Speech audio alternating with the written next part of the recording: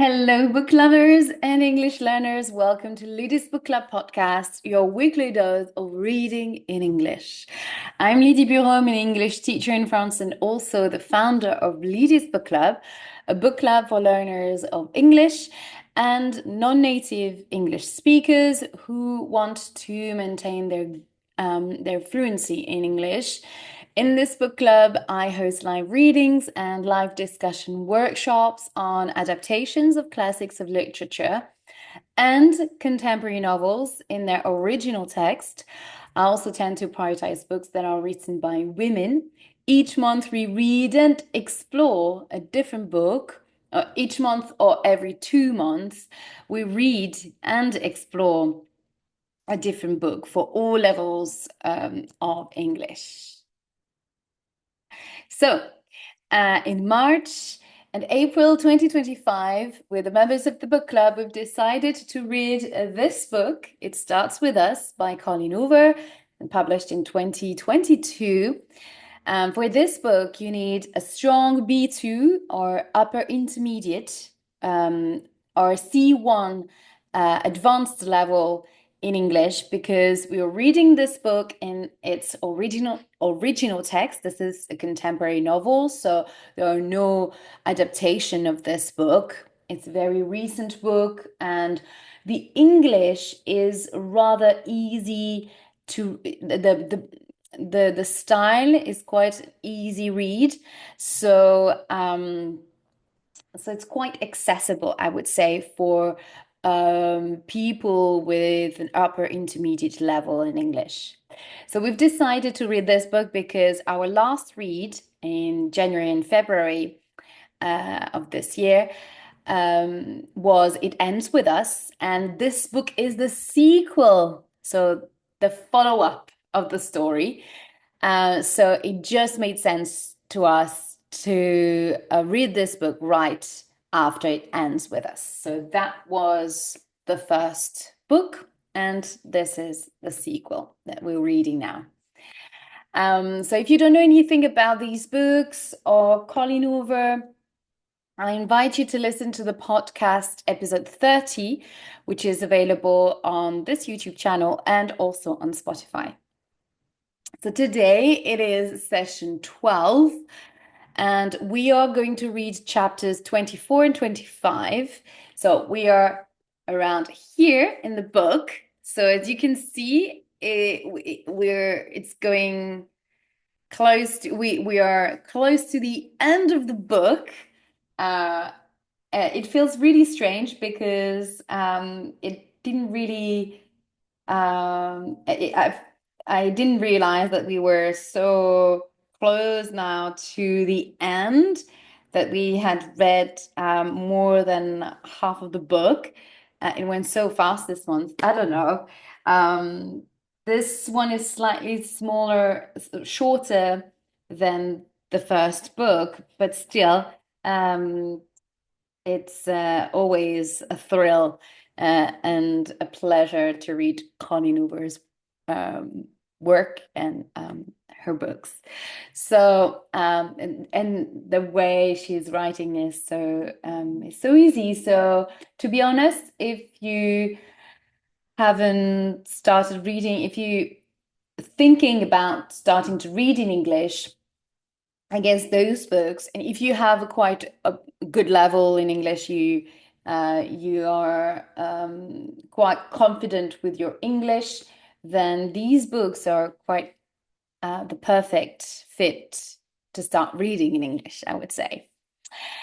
Knowing that you've got the book, that you've got the adaptation of this book on screen, so you can watch the film as well. So and compare both. So today we're reading chapters 24 and 25. And if you would like to attend this live reading, but the next live reading on Zoom, with me on Zoom, you just need to subscribe to the newsletter of the book club, and you get the Zoom link and be with me so that you can practice your reading skills and improve your reading skills and get the chance to ask me any questions that you might have about the chapters that we've read or about the book club and how it works. Also, on Saturday, 26th of April, I will host the second live discussion workshop on this book. We will discuss chapters 15 to 25. And this discussion workshop is only accessible for the members of the book club. So for that, you just need to follow the link in the description or go to leadisbookclub.com and join the book club. And this way, you will have access to the workshop discussion link, Zoom link, and attend those sessions so that you can share your ideas, improve your speaking skills and your fluency, get motivated to read more and keep going as well. And also, it is going to be the best way for you to practice to get more confident. You can read the testimonials of the members of the book club on my website that to give you a more a better idea than just listening to me promoting my book club. But if you read the comments, you will see that you I'm saying the truth. And also, if you join the book club, you can always stop at any time if you feel like you can't commit.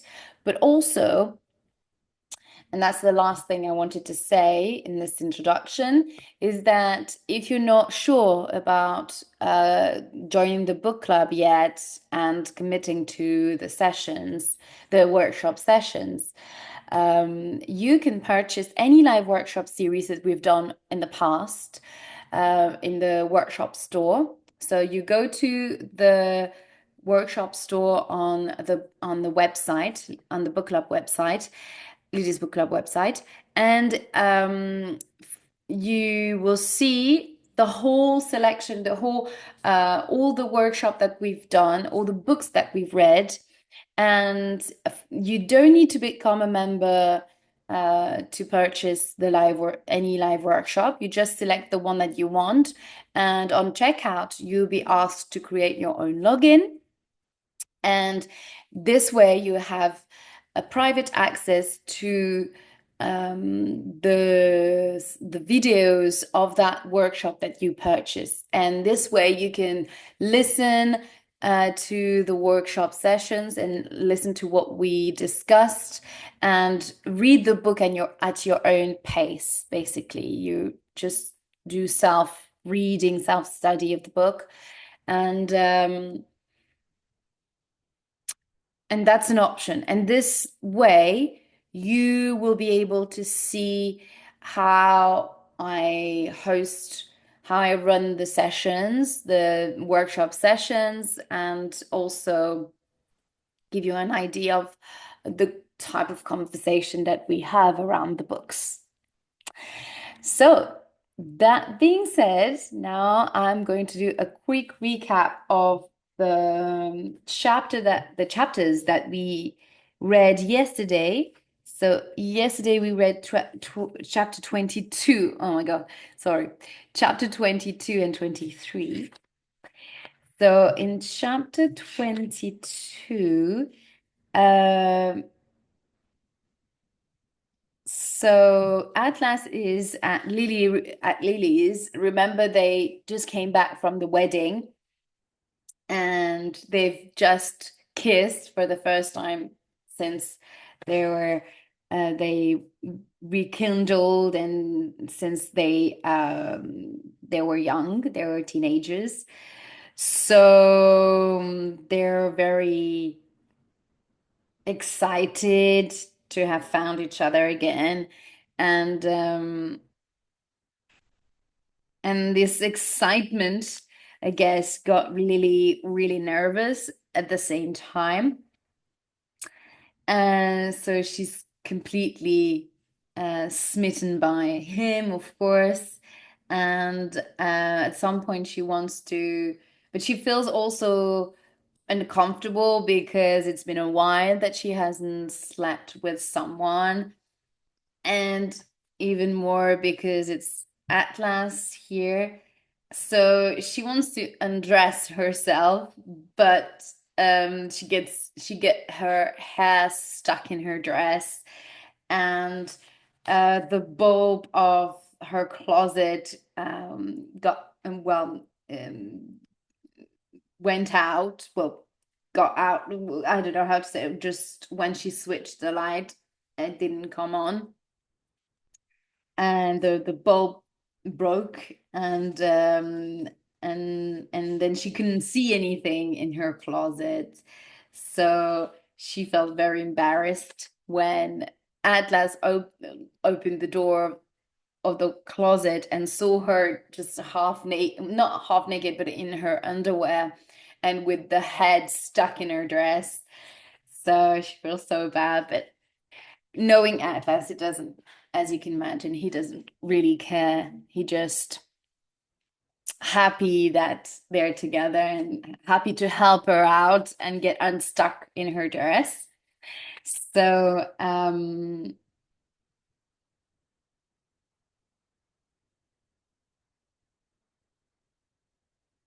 so he helps her, and then they continue to kiss and make out in the closet, and then they're in her bed, and then again in her bed.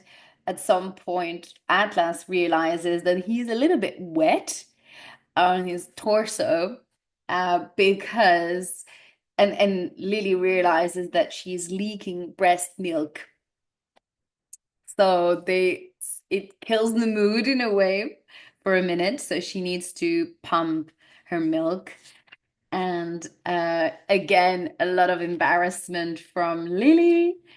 Um, and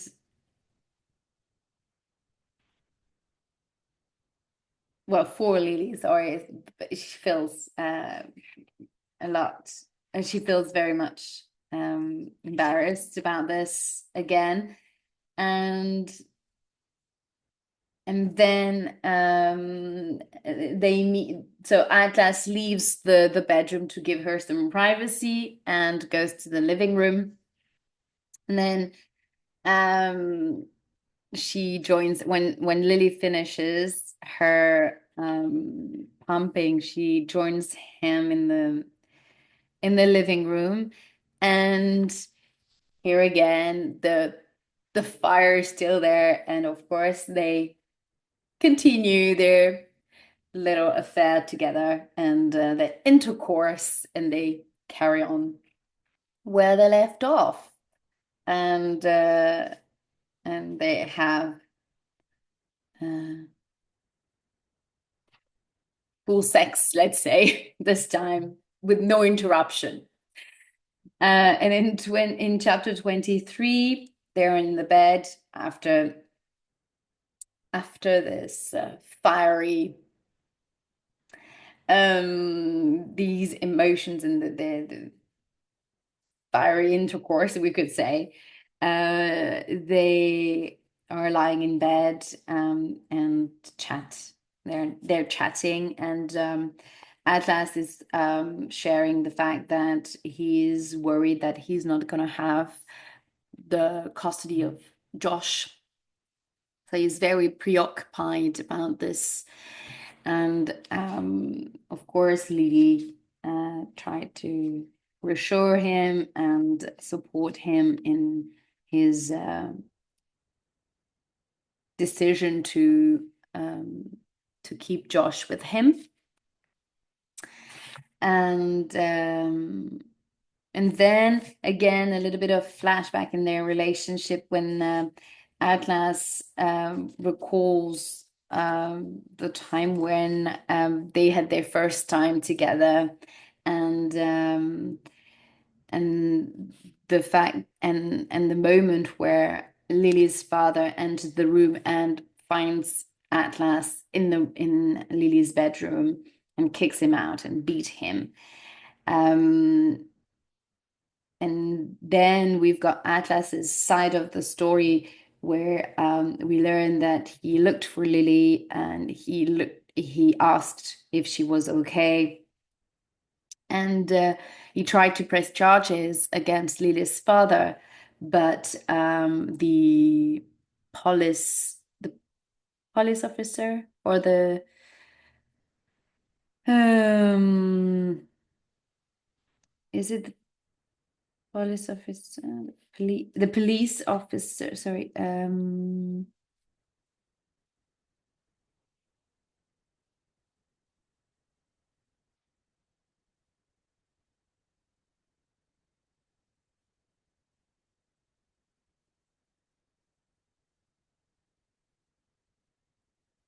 officer. Yeah, a police officer. And the police officer said that actually he would be the one who would be arrested because he broke uh, in Lily's parents' house, and he could say that he forced himself on his daughter because at the time Lily was not she was not 18, so she was underage, and he was already 18 years old. So he that could be turned against him. So in the end, Atlas didn't try to look for to go back to Lily's house in case he would be arrested, and Lily's father would press charges against him, which would compromise his goal to go into the military. So he took his distance and to protect Lily and himself, and also so that one day, and maybe one day, he would come back to her to and reconnect with her in the later. So when he's telling Lily this whole story, after a while, Atlas looks at Lily and she's asleep.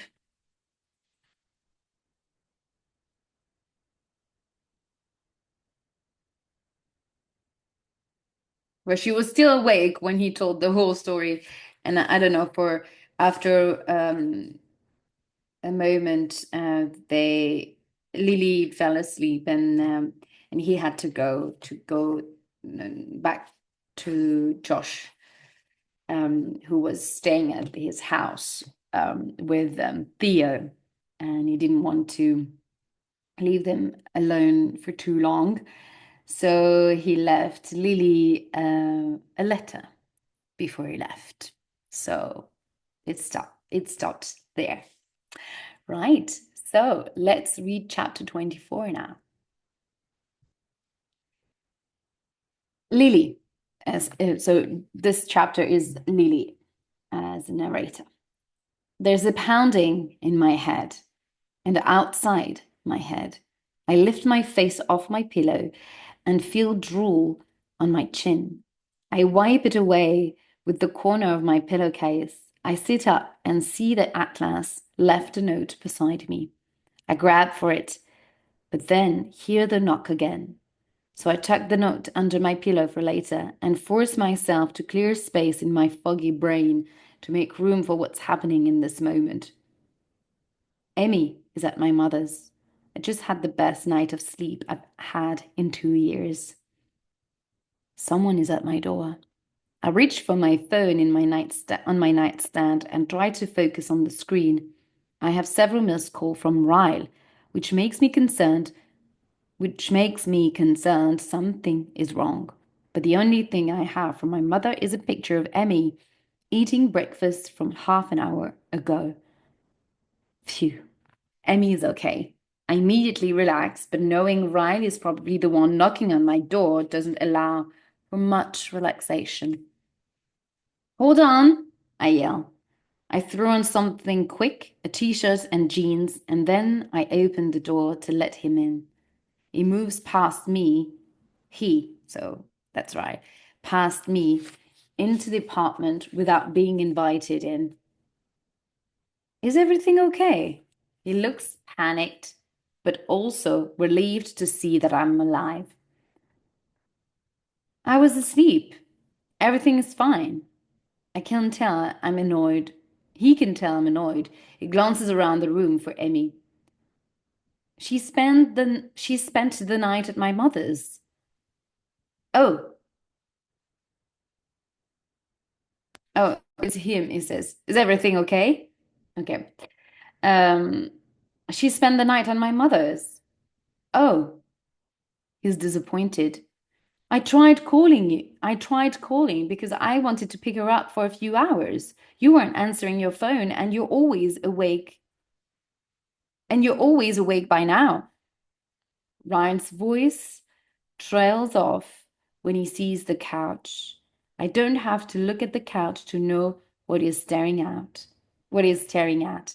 My t-shirt and panties are still tossed affaz- affazedly over the back of it, I'm sure. Let me call my mother and let her know you're coming.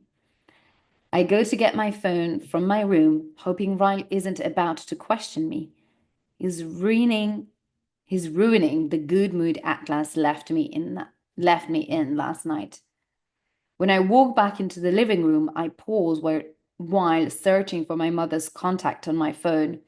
Ryle is holding a wine glass in his hand, inspecting it. It's the one Atlas drank from. Mine is on the counter next to it. A clear indication that someone was here with me drinking wine last night. Before my underwear got removed and left on the couch, I can see Ryan's jealousy bubbling over when he sets down the wine glass and looks straight at me. Did someone stay the night? I don't bother denying it. I'm an adult, a single adult. Well, possibly not single anymore, but that's another matter. We're divorced, Ryan. You can't ask me questions like that. Maybe that was the wrong thing to say because Ryle immediately responds by taking two quick steps toward me.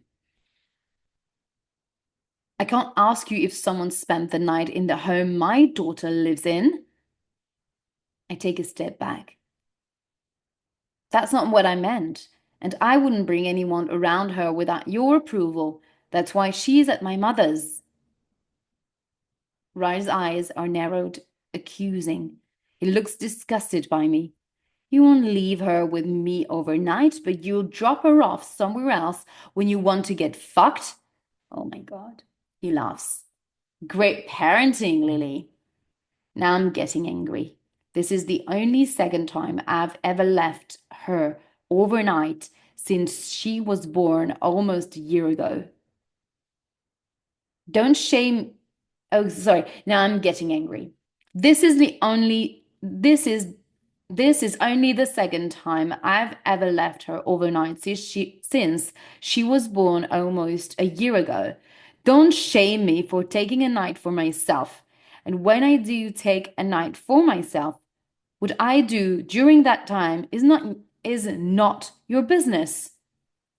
Ryan has that look in his eye, the distant void that always took over right before he'd go too far. My anger instantly turns to fear, and when Ryle can see that I'm backing away from him, he releases the sound of rage, a guttural, angry noise of frustration that reverberates in the room. He leaves my apartment, slamming the front door shut behind him. I hear, I hear him yell the word fuck in the hallway. I'm not sure which angle his rage is coming at me from. Is he mad I'm moving on? Is he mad my mother has Emmy? Or is it that I allow my mother overnights with her, but I'm still not comfortable with Ryan having overnights? Maybe he's angry about all three things presenting at once. I blow out a calming breath, relieved he's gone. But before I can think about what to do next, Ryan is opening my door again. He's looking at me from the hallway with a very flat affect when he says, "Is it him?" I can feel my heart catch in my throat when he asks that. He doesn't say Atlas's name, but who else could he be referring to? I don't immediately deny it, which is enough of confirmation for him. Ryle looks up at the ceiling briefly and then shakes his head. So I had a right to be concerned about him the whole time. The entire past few minutes have been a roller coaster of emotions, but nothing has been as tumultuous as the question that just left his mouth. I take a few steps and I'm standing in my doorway, prepared to close the door on him as soon as I say my piece. If you truly believe that I would have been unfaithful to you, then go ahead and believe that. I don't have the energy to keep convincing you otherwise. I've explained this to you before, so I'm not saying it again. I never would have left you for Atlas. I didn't leave you for Atlas. I left you because I deserved to be treated better than the way I was treated by you. I go to the clock. I go to close the door, but before I can take a step back, Ryan moves forward and pushes me until my back is flat against the open living room door. He pushes me until my back is flat against the open living room door. His eyes are filled with fury when he slides his left hand to the base of my throat, applying pressure as if he wants to hold me in place. The base of my throat, so he's there.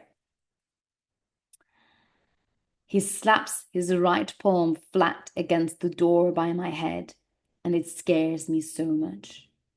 I immediately squeeze my eyes shut, not wanting to see what's about to come next.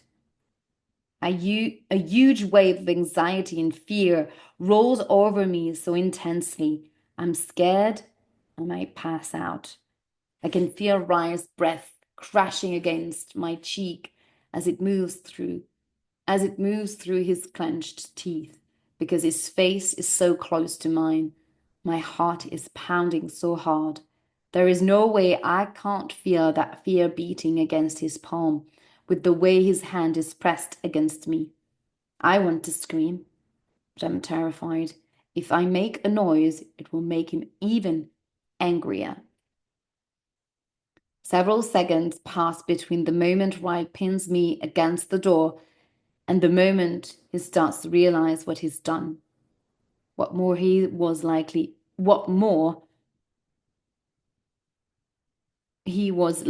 about to do. My eyes are still shut, but I can feel the remorse in the way he leans forward and presses his forehead against the door, right next to my head. He still has me caged in, but he's released the pressure in the hand that was gripping my neck. And there is a struggle sound coming from him, as if he's trying not to cry. It takes me back to the last night he hurt me. The apologies he was whispering as I drifted in and out of consciousness. I'm sorry, I'm sorry, I'm sorry. My heart is shattered because Ryle hasn't changed at all. As much as I hoped he had, and as much as I know he wanted to, he's still the same man he's always been. I somehow held on to a sliver of hope that he had become stronger for Emmy. But this is absolute confirmation that I'm making the right choices for her. Ryle is clinging to me like I can make this better. And at one point in time, I thought I could. He's a broken man. but he isn't broken because of me. He was broken before he met me. Sometimes people think if they love a broken person enough, they can be what finally repairs them. But the problem with that is the other person just ends up broken too. I can't afford to allow anyone to break me anymore. I have a daughter I need to be whole for. I gently press my hands against his chest and urge him back into the hallway. When I'm finally in a position where there is enough space between us to shut the door, I close it and lock it. And then I immediately call my mother and tell her to put Emmy in the car and meet me at the park. I don't want them to be at her house if Ryan still plans on showing up there.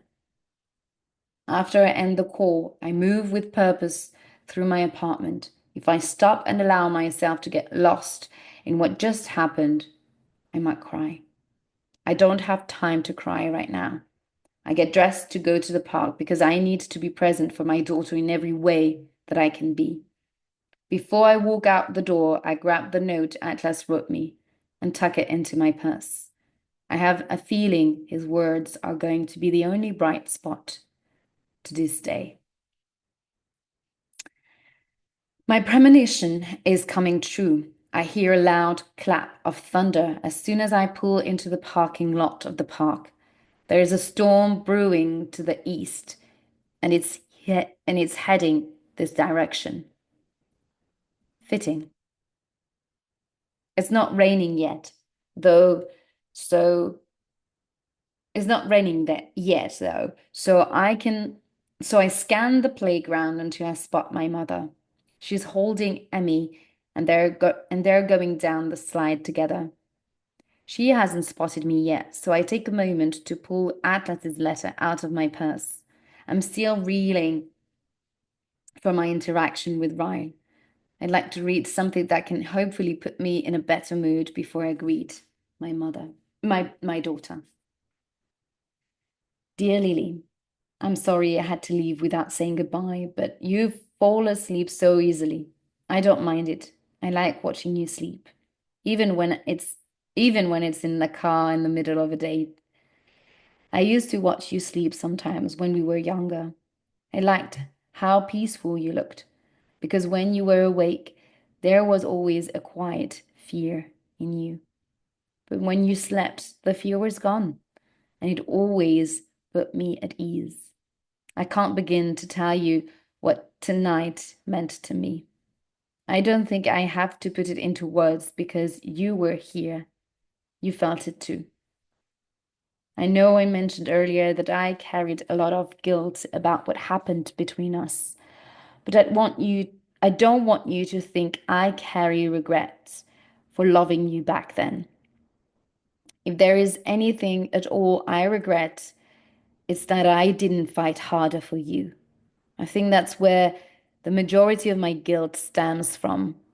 Knowing if I didn't leave you, you never would have met a man who would end up hurting you the way your father hurt your mother. But no matter how we got here, we're here. I had to get to a point where I realized I was always worthy of being loved by you.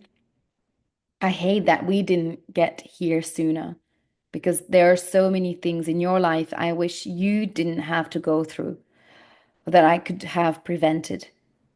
But any other path wouldn't have given you Emerson. So I'm grateful this is where we ended up. I love watching you talk about her. I can't wait to get to know her. But that'll come in time, along with all the other things I look forward to. We'll continue to take this at whatever pace you're comfortable with. Whether I get to talk to you every day or see you once a month, anything is better than the years I had to go not knowing anything about you. I'm so happy you're happy. That's all I've ever wanted for you. But I will always say nothing beats knowing I'm the one Okay. But I will say nothing beats knowing I I'm the one you get to be happy with now. Love, Atlas. I flinched so hard. I almost ripped the letter in two when someone bangs on my window. I gasp and glance to see my mother standing next to my car. Amy lights up when she sees me through the window, and that smile is all it takes to make me smile in return. Well, her smile and the letter in my hand. I fold it up and tuck it back into my purse. My mother opens my door. Is everything okay? Yeah, it's fine. I take Amy from her, but my mother's eyes are squinting with suspicion. You sounded scared when you asked me to meet you at the park. It's fine, I say, wanting to brush it off. I just didn't want Ryan to pick her up today. He's not in a very good mood, and he knew she was with you, so I blow out a breath and walk over to the empty swing set. I take a seat in one I take a seat in one of the swings and place Emmy on my lap, facing out. I kick the ground and give the swing a little push, watching as my mother takes a seat in the swing next to us. Lily, my mother is looking at me with concern. Just tell me what happened. I know Emerson is only one and can't understand me yet, but it still makes me uncomfortable to talk about her father in her presence. I'm convinced babies and toddlers can sense moods, even if they can't understand what you're saying.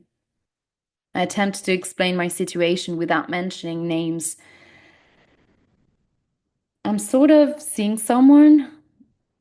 That confession comes out like a question because we haven't made it official. But I don't think Atlas and I have to put a label on it to know where this is headed. Really? Who? I shake my head. I'm not about to tell her it's Atlas, even though she probably wouldn't know who I was talking about.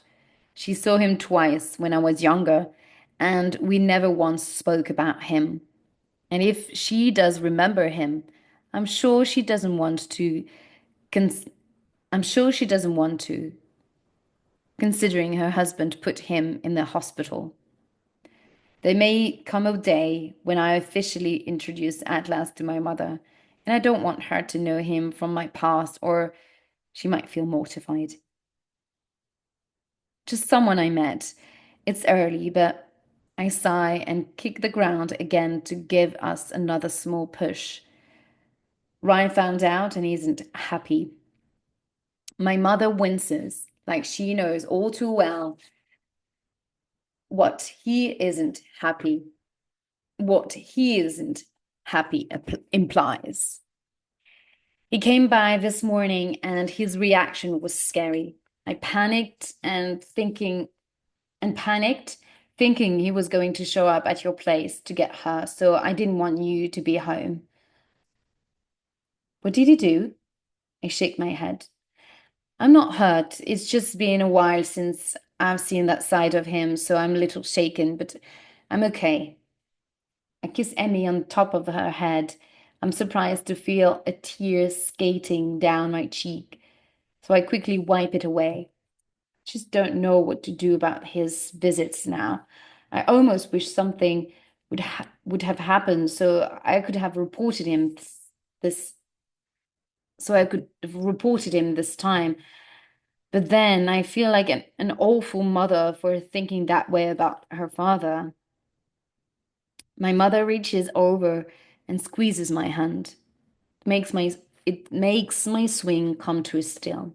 So I twist until we are facing her. No matter what you decide to do, you're not an awful mother. Precisely the opposite. She releases my hand and grips the chains, staring at Amy. I admired the choices you've made for her. Sometimes I get sad that I couldn't be that strong for you. I immediately shake my head. You can't compare our situations, Mom. I had a lot of support that enabled me to make the choice I made. You had no one. She gives me a sad, appreciative smile.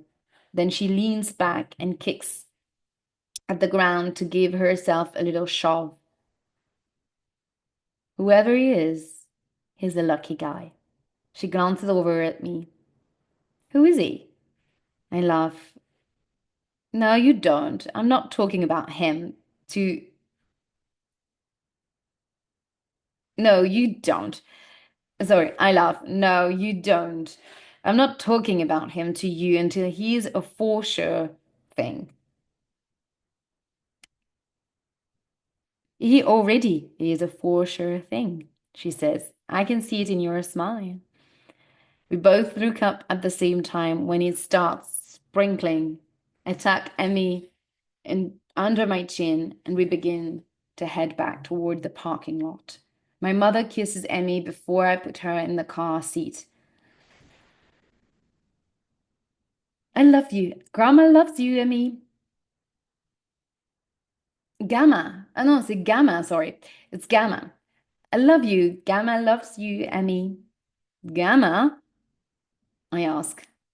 Last week it was Nanny. I still haven't settled on one yet. My mother kisses me on the cheek and then rushes to her car. I climb into my car right when the bottom falls out of the sky. Huge drops of rain assault the windshield, the pavement, the hood of my car. They're so fat, they sound like acorns. They sound like acorns hitting my car. Acorns, I think is like when it's not rain, it's like very it's like frozen um water and it's like stone, in water. And it's not snow, so it makes more damages. Um I sit for a moment, waiting to figure out where I'm going before I start the car. I don't want to go home yet because Ryan might show back up, might show back up. I definitely don't want to go to Elissa's because I'll absolutely, no, sorry. I definitely don't want to go to Elisa's because I'll absolutely run into him in the apartment building where he lives. I feel very protective of Emmy right now because Ryle has every right on paper to show up and take her from me for the day. But I'm not allowing my daughter around him on a day I know his fuse is non-existent. I look in my rear view mirror and Emmy is just sitting peacefully looking out the window at the rain. She has no idea the kind of chaos that surrounds her existence because to her, I'm her entire existence. Every ounce of her trust is in me. She depends on me for everything. And she's just sitting there, happy and comfortable, as if I have it all under control. I don't feel like I have it under control, but the fact that she assumes I do is good enough for me. Where do we go today, Emmy? And at the end of chapter 24, now chapter 25, Atlas speaking. What time did you get home last night? Josh asks. He's shuffling into the kitchen wearing two different socks, one of them a new one I bought him, and one of them mine. Theo and Josh were asleep when I got home, but I still woke up 3 hours before they did. Brad just left with Theo about 20 minutes ago. That's none of your business. I point at the table where Josh's homework still sits unfinished. He promised he would do it yesterday if I let Theo spend the night, but I have a feeling the video games and manga and anime got in the way. You didn't do your homework. Josh looks at the pile of papers and then back at me. No, get to it, I say with I say that with confidence, but I have no idea how to do this. I've never had to tell a kid to do homework before. I don't even know how to ground him if he doesn't do his homework. I feel like I'm acting. I am. I'm an imposter. I'm not avoiding it, Josh says. I just can't do it. Is it too hard? What is it? Math? No, I did the math. Math is easy. It's the stupid shit I have to do for computer class. Stupid crap, I say. Stupid crap, I say, correcting him. I think maybe stupid crap is just as bad. I sit down next to Josh to see what it is he's having trouble with. He slides the assignment in front of me and I look over it. It's a research assignment about ancestry. There are five things required for the term, and one of them is a family tree that was due on Friday. The other is a generational assignment using an ancestry website that's due next Friday. We're supposed to find our relatives using some website. Using some website. I don't know any of their names or even where to start, he says. Do you? I shake my head. Not really. I met Sutton's father once, but he died when I was a kid. I don't even remember his name. What about my dad's parents? Josh asks. I don't know anything about his family either. Josh takes the papers from me. They really should stop having kids to do these things. They really should stop having kids to do these things. No one has normal families anymore. You're right, actually. I hear a text ping on my phone in the kitchen, so I stand up to go check it. Did I ever try to find my dad for me? Josh asks. I did try, but Tim never responded to the voicemail I left him. I just don't want to tell Josh. Oh, I did try. But Tim never responded to the voicemail I left him. I just don't want to tell Josh that because I know it would be disappointing. I pick up my phone but walk back to Josh before looking at my text. I haven't had a chance to really look into it yet. You sure you want me to? Josh nods. He might want to hear from me. I'm sure Sutton has done everything she can to keep us apart. I feel a stab of concern in the center of my chest. I was hoping Josh would be comfortable enough here to not want to find his dad. But that was a ridiculous hope. He's a 12-year-old boy.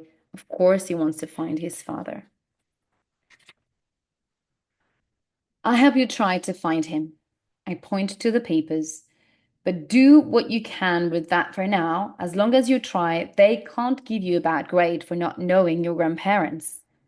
Josh leans over his work, and I finally look down at the text. It's from Lily. Can I call you? That's the text. Can I call you?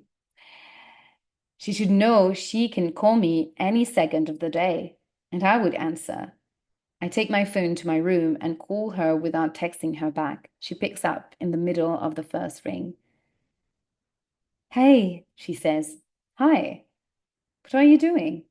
Um, what are you doing? Helping Josh with his homework, trying to pretend I'm not thinking about you. She's quiet after I say that, and I immediately sense something is off. Are you okay? Yeah, I don't want to go home. I was wondering if I could come to your place. Sure. Is Emmy still with your mom? She sighs. And that's the thing. I have her with me. I know that's weird, but I explain when I get there. If she's bringing Emerson to my house, something is definitely off. She's been adamant she didn't want to bring her around me before Ryan knew about us. I'll text you my address. Thank you. I'll be there in a little while. She ends the call and I fall back onto my mattress, wondering what in the hell happened in the time between slipping out of her bed last night and this phone call. Did she get my letter? Did I say something wrong? If she is she about to break things off with me? All those concerns swirl in my gut as I wait for her. But my biggest concern is one I don't even want to allow my man to entertain. Did Ryan hurt her? I'm watching for her. I'm watching for them when she pulls into my driveway. So I meet her outside. I can immediately tell something is wrong when she gets out of the car, but I don't think it's related to me because she seems relieved to see me. I pull her I pull her in for a hug because she looks like she needs one. What happened? She places her hands on my chest and pulls back to look up at me. She seems hesitant to say anything. She glances into the back window to check on her daughter, who is asleep in the car seat. Then Lily just starts to cry. She drops her face against my chest and sobs into my shirt. And it's the most heartbreaking thing. I press my lips into her hair and give her a moment. She doesn't need long. She composes herself fairly quickly and then wipes at her eyes. I'm sorry, she says. I've been holding that in. Have been holding that in all morning since Ry left. The mention of his name makes me stiffen. Makes my spine stiffen. I knew this had to do with him. He knows about us, she says. What happened? It's taking everything in me to stand where I am and not run to find him. My bones feel as if they're crackling with anger. Are you hurt? No, but he's really upset, and I don't want to be home alone right now. I know I shouldn't be bringing Emmy around you yet, but I feel safer with her here than if Ryan tried to show up and take her today. I'm sorry, I just don't want to be anywhere he might find me. I tilt her chin. I tilt her chin up until she's looking at me. I'm happy you're here. Both of you. Stay the whole day if you want. She exhales and presses her lips against mine. Thank you. She moves to the back door to grab her daughter out of her car seat. Emerson doesn't even wake up. She's limp in Lilia's arms, passed out. She's been at the park for an hour. She's exhausted. I stare at Emerson in wonder, still amazed by how much she looks like Lily. She's the spitting image of her mother. And I'm not at all upset that she looks nothing like her father. Do you need me to grab anything? Her diaper bag is in the passenger seat. I grab it and we make our way into the house. Josh looks over his shoulder when he hears me walk inside. Lily waves at him and he nods his head. But then, when he notices Emerson, he turns completely around in his chair. That's a baby, he says. It is, Lily replies. Her name is Emerson. Josh looks at me. Is it yours? He uses the Sharpie in his hand to point at Emerson. Is that my niece? Lily laughs uncomfortably. I probably should have warned Josh before they showed up. No, I'm not a dad, and you're not an uncle. Josh stares at us for a minute, then shrugs and says, Okay. He turns around and gives his attention back to his homework. Sorry about that, I say quietly. I set Emerson's diaper bag near the couch. Want me to get a blanket for her? Lily nods, so I grab a thick kilt from the hallway closet. and lay it on the floor next to the couch. I double it over to give it more caution, and she places Emerson on it. Emerson sleeps through the entire transfer. Don't let her fool you. She's a very light sleeper. Lily kicks off her shoes and sits on the couch, pulling her feet beneath her. I sit down next to her, hoping she feels like talking about what happened, because I need to know why she's scared. Josh can't see us from the dining room, so I give Lily a quick kiss. I doubt he can hear us from where he is, but I whisper anyway. What happened? She sighs with her entire body and leans against the couch facing me. He showed up to get Emmy, and I wasn't expecting him. He saw our wine glasses, my clothes. He put two and two together, and he had the exact reaction I was afraid he would have. What reaction was that? He got angry, but he left before it got too bad. Too bad? Does that even mean? Does he know that? Does he know it was me who was there? Lily nods. That's practically the first thing he asked.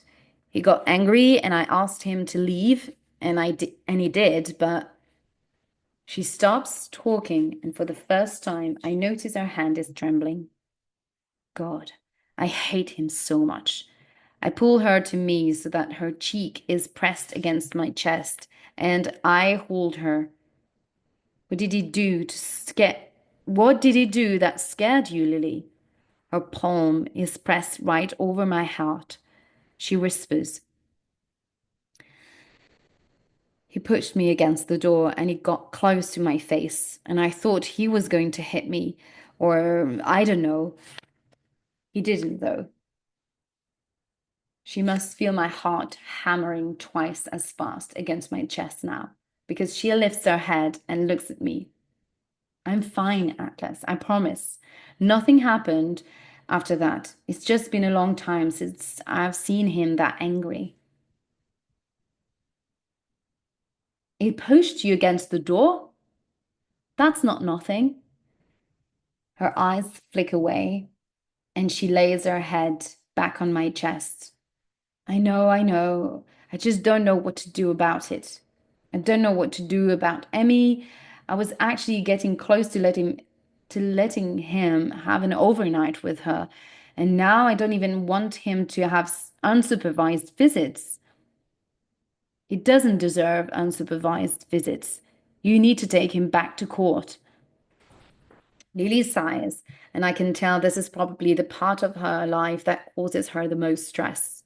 I can't imagine what it must be like for her to watch him drive off with her little girl in his car, knowing what he's capable of. I'm glad she came here today. I know it's important to her that she waited to bring Emmy around me, but she made the right decision. Ryle might show back up to apologize and get Emmy, and he'll find her at all her usual places. You won't find her here. Besides, Lily and I know this thing that's been brewing between us is an absolutely long-term situation. She doesn't have to worry about me forming an attachment to Emmy and then disappearing. As long as Lily wants me around, I'm not going anywhere. She lifts her face to look at me again, and there is a smudge of mascara near her temple. I wipe it away. This conflict with him, she says, this is what I tried to warn you about. It could be a constant thing, especially now that he knows you're back in my life. She's saying this like she's giving me the opportunity to bow out of this thing with her. To bow out is this idea of to means that she gives him the chance to give up on their relationship in a way. I can't believe she assumes that's even crossing my mind. You could have 50 ex-husbands who tried to make our lives hell, but as long as I have you, I'll be absolutely unaffected by anyone else's negativity. That's a promise. That makes her smile for the first time since she showed up here. I don't want to do or say anything that could steal that smile. So I changed the subject away from her weak ass ex-husband. Are you thirsty? She pushes off my chest and grinds even bigger. Yes, I'm thirsty and I'm hungry. Why else would I show up at a chef's house? Hmm. Lily and Emerson have been here for about 4 hours now. Once Josh did as much of his homework as he could, he started playing with Emerson. Lily said she's been taking steps for a few weeks now. She's been taking steps for a few weeks now, and Josh finds it hilarious that she follows him everywhere. He moved around for an hour while she stumbled after him, but now she's asleep again. She fell asleep on the floor next to me with her head on my leg. Lily offered Lily offered to move her. She fell asleep on the floor next to me with her head on my leg. Lily offered to move her, but I wouldn't let her. I would be lying if I said it wasn't a little surreal. Deep down, I know that Lily and I are going to work out. She's my person, and I'm hers. And that's something I've known since the first week we met. But looking at Emerson, knowing this child is likely going to end up becoming a huge part of my life, that's a lot to take in. I could be her stepfather someday. I likely be more an influence in her life than her biological father, because Lily and I will eventually move in together. We'll likely marry someday. I'd never admit any of this out loud because people like Theo would say I'm getting ahead of myself. But the truth is, I'm years behind where I want to be with Lily, where I could have been with her. This is a hugely significant day, if even if I don't see Emerson again for 4 months. This could be the first day I'm spending with someone who might one day end up becoming my daughter. I brushed thin strands of Strawberry's hair behind Emerson's ear and tried to understand where some of Ryer's anger is coming from. He can't be clueless to what Lily moving on would mean for his relationship with Emerson. Lily has Emerson the majority of the time, so whoever Lily chooses to bring into her life will also be around Emerson that same amount of time. I'm not excusing Ryer's behavior by any means. If I had my way, he'd get a job offer in Sudan, and we only have to deal with him once a year. But that's not the reality here. Ryle lives in the same city as his daughter and his ex-wife, and his ex-wife is moving on with someone else. That can't be easy on anyone. Well, I can understand how difficult it probably is for him. I'll never understand his failure to recognize that it's no one's fault but his own. If he would have been a more mature, more rational man, Lily never would have left him. He'd have his wife and his daughter, and me and Lily wouldn't even be in contact. I'm worried for Lily. I'm worried Ryle is a little bit like my mother, and is going to that he's going to retaliate by fighting for the sake of fighting and for no other reason. Have you ever made a report against Ryle? I ask, looking at Lily. She's sitting on the floor next to me, watching Emerson sleep on my leg. No. There's a drop of shame in Lily's response. Do the two of you have custody agreement? She nods. I have full custody, but it comes with stipulations because of his schedule. I'm required to be flexible, but technically it gets her 2 days a week. He pays child support? She nods. He does. He's never been late. I'm relieved He at least provides her that. But knowing the answers to these questions is making Lily's situation seem even more precarious. Why? She asks. I shake my head. It's not my business, is it? I don't even know. I'm trying to take things slow and give Lily space, but that part of me is worrying with the part of me that wants to protect her. Lily lifts a hand and pulls my focus to hers. It is your business, Atlas. We're together now. Her response makes my heart stutter. Did she just make us official? Are we together? I smile and urge her closer to me, my pulse thrumming. Are me and you a thing, Lily Bloom? Her lips grind against mine. She's nodding when she kisses me. I think we both knew it was official long before last night.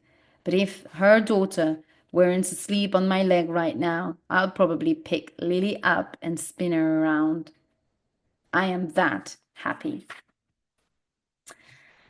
And that much more, and that's much,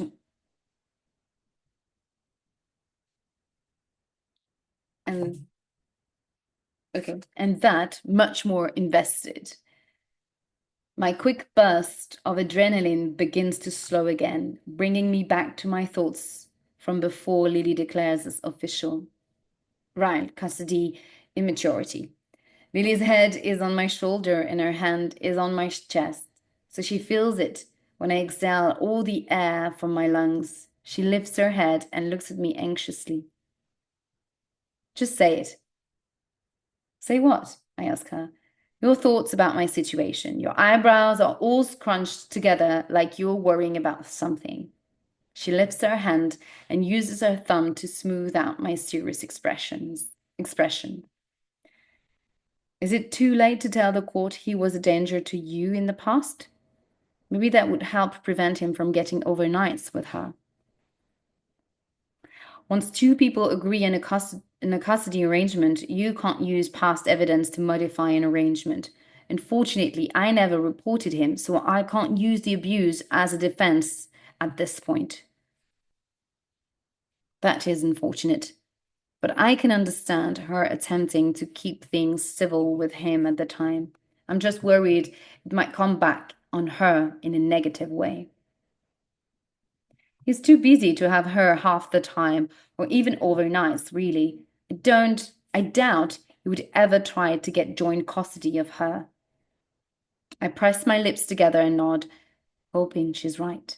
I don't know him like she does, but from what I do know of him, he seems to hold grudges, and people who hold grudges tend to need retaliation. Parents do this all the time. They don't like what another parent is doing or who they're seeing, so they use their child as a weapon. And that worries me. I could absolutely see Ryle making the decision to take her to court simply to get back at her for being with me. And he would like and he would likely get what he wants. He's never hurt Emerson. He's never been reported for hurting Lily. He's never late on his child support, and he has a successful career. All these things are in his favor. When I glance at Lily, it looks like she's about to sink into the floor. I didn't mean to upset her, even more by talking about this.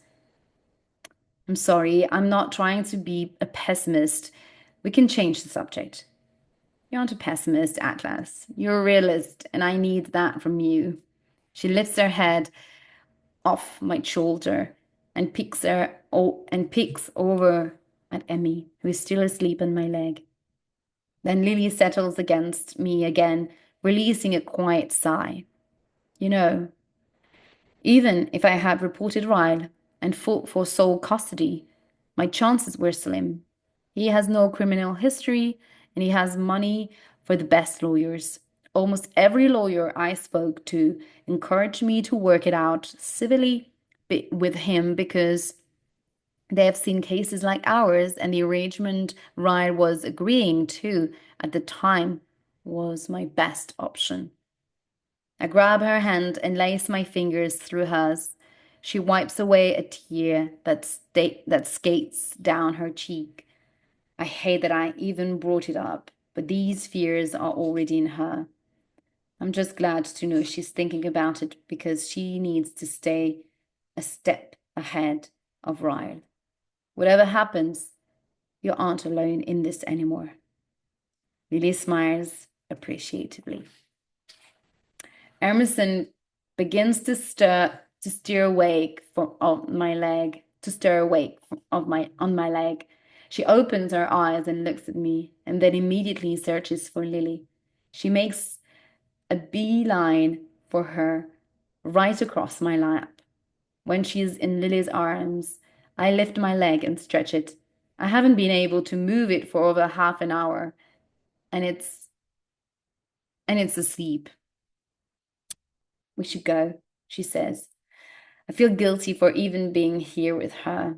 I'd be livid if Ryan took her around as a girlfriend without me knowing.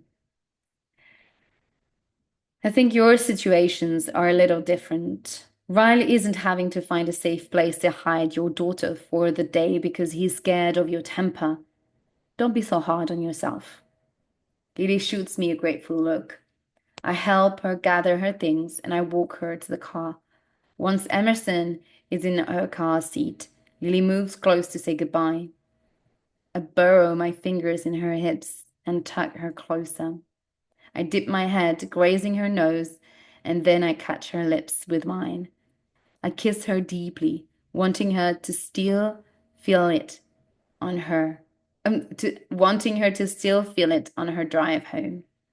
I slide my hands onto the back pockets of her jeans and squeezes her ass. It makes her laugh when she sighs wistfully. When she sighs wistfully, I already miss you. I nod in agreement. There been a lot of that. There's been a lot of that on my end, I admit. I'm kind of obsessed with you, Lily Bloom. Hmm. I kiss her cheek and then force myself to release her. This is the only negative aspect, finally being with the person you're meant to be with.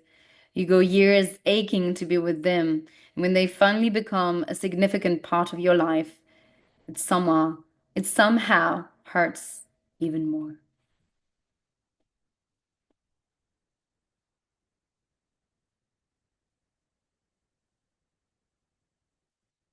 Well, that's it.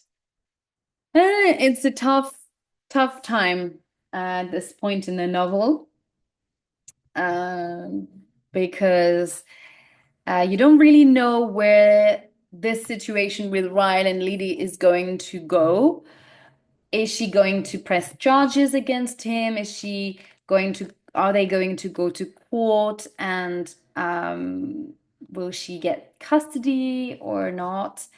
Yeah, don't really know where the story is going to how the story is going to unfold between Ryan and Lily at this point. And there's such a shame that Riley is falling back into his old behaviors. And to be honest, this is not such a light book. We were actually discussing this with Kitty, and we actually expected that it would be a little bit lighter, but but it can't be that light because of what happens in the first book and the past, and what happened between Lily and Ryan. You can't just be forgotten. So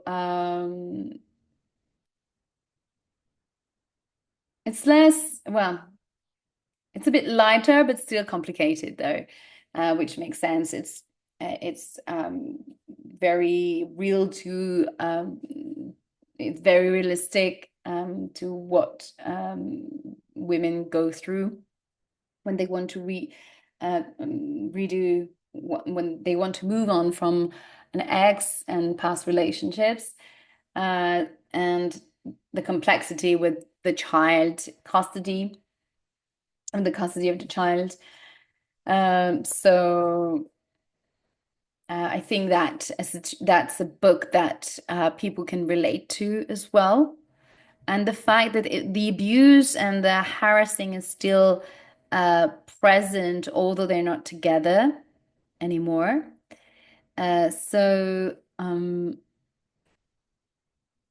it's still a tricky situation for Lily. So hopefully she'll find some peace at the end of this book. Right. I hope you enjoyed this session and that you'll be able to join me next time live on Zoom. Remember, you just need to subscribe to the newsletter. So the next live reading will be this Saturday, the 12th of April, and we will read chapters 26 and 27. And in the meantime, I see you later. Have a nice end of the day. Bye bye.